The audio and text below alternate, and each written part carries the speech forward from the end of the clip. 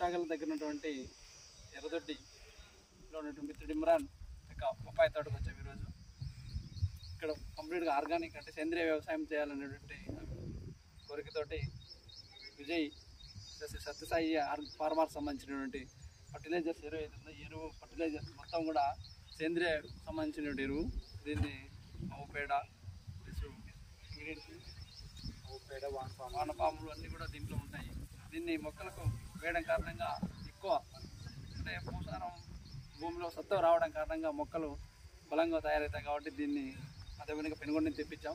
ఇది మొక్కకి వేస్తే ఎక్కువ కాలం పాటు మొక్క బలంగా తయారవడానికి అవకాశం ఉంటుంది. కాబట్టి పూర్తిగా సేంద్రియ పద్ధతిలో వ్యవసాయం చేయాలంటే మిత్రుడు కోరిక మేరకు తెచ్చాం.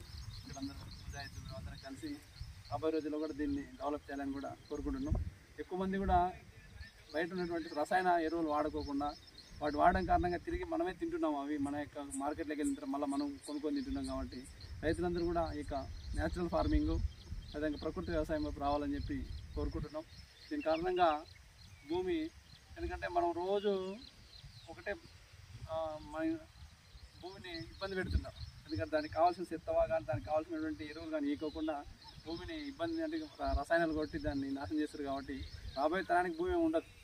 కనుక అందరూ కూడా ప్రకృతి వ్యవసాయం సేంద్రియ వ్యవసాయం వైపు ఇలాంటి న్యాచురల్ ఎరువులు వాడాలని చెప్పి